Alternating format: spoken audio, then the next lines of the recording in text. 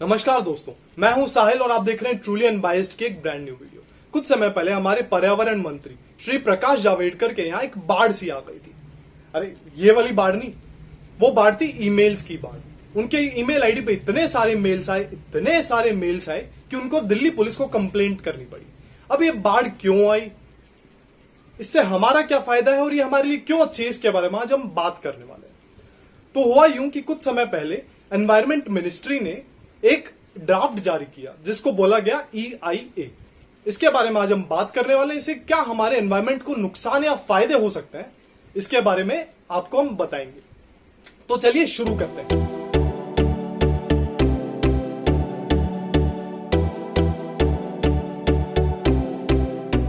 तो दोस्तों 1983 की भोपाल गैस लीक ट्रेजेडी के बाद ऐसे हादसों को अवॉइड करने के लिए 1986 में एक एनवायरमेंट प्रोटेक्शन एक्ट EPA बनाया गया। उसके अंडर एक पॉलिसी आती है जिसको बोला जाता है EIA, एनवायरमेंट इंपैक्ट असेसमेंट। तो EIA का बेसिकली काम यह है कि जो आपके प्रोजेक्ट्स नए बनते हैं, जैसे कि कोई डैम प्रोजेक्ट है या फिर आपका न्यूक्लियर पावर प्लांट है, इंफ्रास्ट्रक्चरल डेवलपमेंट प्रोजेक्ट है या फिर कोई आपका रोड या फिर कोई भी सड़कें बन रही है, उसके इंपैक्ट को असेस किया जाता है एनवायरमेंट के आसपास के एनवायरमेंट पे। जैसे कि अगर आप एक कोल माइन बनाते हैं तो आसपास कितने पेड़ काटे जाएंगे, आपके एयर पे या फिर आपके वाटर पे कितना पोल्यूशन होगा, एंड लास्ट में वहां पे आसपास रहने वाली जनसंख्या, लोगों पे उसका क्या नेगेटिव असर या फिर पॉजिटिव असर पड़ता है। इन सब चीजों का असेसमेंट करने के बाद ही उसको NOC दी जाती है। किसी भी प्रोजेक्ट को सेटअप करने के लिए कुछ स्टेप्स फॉलो किए जाते हैं। सबसे पहले एक साइट सिलेक्शन होता है, दूसरे नंबर पे EIA कंडक्ट किया जाता है। उसके बाद जो NOC मिलते हैं उसके बाद पब्लिक हियरिंग होती है जिसमें पब्लिक से सुना जाता है कि उनके ऊपर इस प्रोजेक्ट से क्या इफेक्ट पड़ेगा, नेगेटिवली या फिर पॉजिटिवली। इसके बाद रिपोर्ट बनाई जाती है एंड वो एक्सपर्ट अप्रेजल कमेटी को दी जाती है एंड ये कमेटी फाइनली डिसाइड करती है कि ये प्रोजेक्ट स्टार्ट होगा या फिर नहीं। ऑन पेपर EIA काफी एक स्ट्रॉन्ग पॉलिसी लगती है, बट इसकी इंप्लीमेंटेशन ग्राउंड लेवल पे बिल्कुल जीरो है, जिसकी वजह से काफी सारे हादसे हमें पास्ट में देखने को मिले हैं, जैसे कि विशाखापट्टनम में गैस लीक या फिर असम में ऑयल वेल में आग लगना। तो जरूरत है इसको स्ट्रांग बनाने की, लेकिन गवर्नमेंट ने अपने नए ड्राफ्ट में इसको और भी कमजोर बना दिया है। तो समझ में नहीं आता है कि ये एनवायरमेंट को बचाने के लिए है या फिर उसको उल्टा बिगाड़ने के लिए। तो आज हम बात करने वाले हैं EIA के बारे में ही।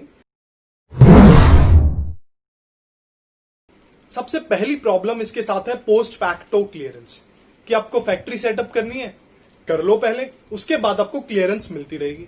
क्लियरेंस आप बाद में भी ले सकते हो। अब आप सोच के देखिए, आपको कोल माइन सेटअप करनी है गिर नेशनल पार्क पे, आप सारे पेड़ काट दो, उसके बाद आप फैक्ट्री सेटअप करो, क्लियरेंस बाद में होता रहेगा। अब किसी भी प्रोजेक्ट, किसी भी फैक्ट्री का असेस किए बिना इंपैक्ट एनवायरमेंट पे आप पहले उसको बनने की एक तरीके से इजाजत दे रहे हो, तो ये काफी गलत है हमारे एनवायरमेंट के लिए। EIA के इस नए ड्राफ्ट में पूरी कोशिश की गई है कि पब्लिक की इन्वॉल्वमेंट को कम किया जाए। जैसे कि मैंने आपको पहले भी बताया था कि पब्लिक हियरिंग्स की जाती हैं, उसके लिए 30 दिन का समय पहले दिया जाता था, उसको रिड्यूस करके 20 दिन का कर दिया है। अब आप सोचिए 5-7 साल एक प्रोजेक्ट को बनने में लगते हैं, तो लॉन्ग टाइम इफेक्ट्स उसके असेस करने के लिए पब्लिक को सिर्फ आप दे रहे हैं 20 दिन का समय, जो कि काफी कम है। ये तो चलो ठीक है, काफी सारे प्रोजेक्ट्स में पब्लिक की इन्वॉल्वमेंट ही खत्म कर दी गई है। जैसे कि अगर आपका LAC के area, line of actual control के एरिया से 100 किलोमीटर एरियल रेंज में पब्लिक हियरिंग बंद ही कर दी गई है। ऐसे प्रोजेक्ट्स में पब्लिक हियरिंग नॉट अलाउड। काफी सारे प्रोजेक्ट्स ऐसे भी हैं जिनको स्ट्रैटेजिक बोल के गवर्नमेंट आपको उनके बारे में ना ही कोई इंफॉर्मेशन डिस्क्लोज करेगी एंड ना ही आप उसके बारे में कोई सवाल उठा सकते हैं या फिर कंप्लेंट कर सकते हैं। एक और इसके साथ जो बड़ी प्रॉब्लम है वो है इसका सेल्फ सरेंडर। अब कोई भी प्रोजेक्ट अगर स्टार्ट हो चुका है, उसके बारे में कोई भी पब्लिक कंप्लेंट नहीं कर सकती है। कंप्लेंट कौन कर सकता है? या तो आपकी गवर्नमेंट बॉडीज या फिर वो कंपनी खुद। अब सोच के देखिए, कंपनी एक प्रोजेक्ट में अरबों करोड़ों रुपए लगा रही है एंड गवर्नमेंट का मानना है कि वो खुद आके कंप्लेंट करे अगर उनको कुछ गलत लगता है, तो पब्लिक उसके बारे में कोई कंप्लेंट नहीं कर सकती। इट्स लाइक आप ड्राइव कर रहे हो गाड़ी, सीट बेल्ट नहीं लगाई हुई आपने, आप ट्रैफिक पुलिस के पास खुद जाके बोलो कि लो भाई हमारा चालान काट दो, मैंने सीट बेल्ट नहीं लगाई हुई। तो ये रूल काफी इलॉजिकल है, किसी भी तरीके से समझ से बाहर है। तो दोस्तों एक चीज तो बिल्कुल क्लियर है कि ये ड्राफ्ट हमारे नेचर के लिए बिल्कुल भी अच्छा नहीं है।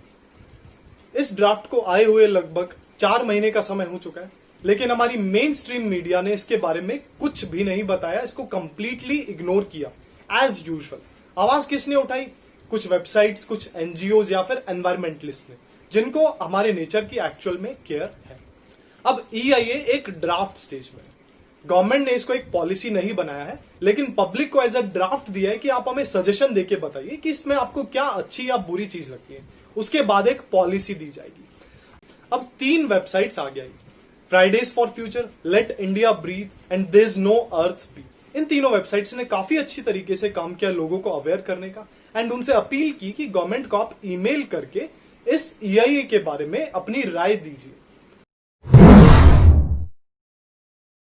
अब मजे की बात यह है कि इन तीनों वेबसाइट्स को हमारे एनवायरमेंट मिनिस्टर ने दिल्ली पुलिस को कंप्लेंट करके बैन करवा दिया, एंड बोला गया कि इन वेबसाइट्स पे UAPA लगाया गया।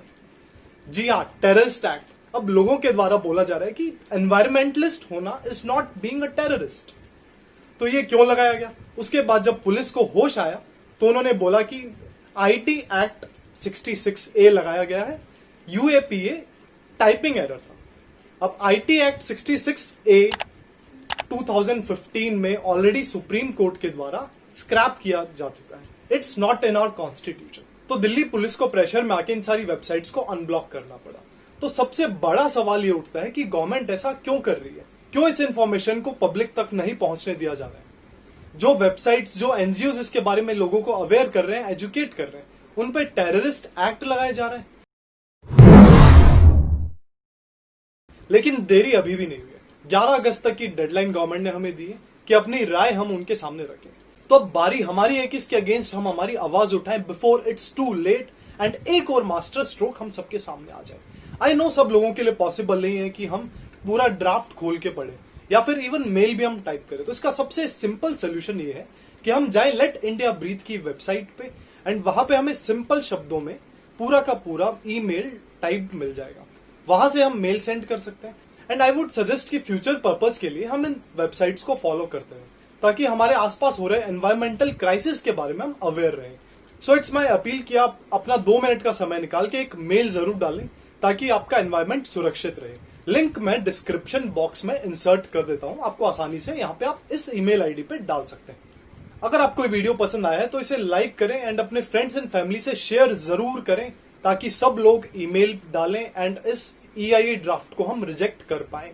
ऐसी ही और वीडियोस देखने के लिए आप हमारा चैनल सब्सक्राइब जरूर करें, एंड आप हमें इंस्टाग्राम एंड फेसबुक पे भी फॉलो कर सकते हैं। लिंक मैं डिस्क्रिप्शन में इंसर्ट कर देता हूं। So till we meet next time, stay safe, stay unbiased. जय हिंद, जय भारत।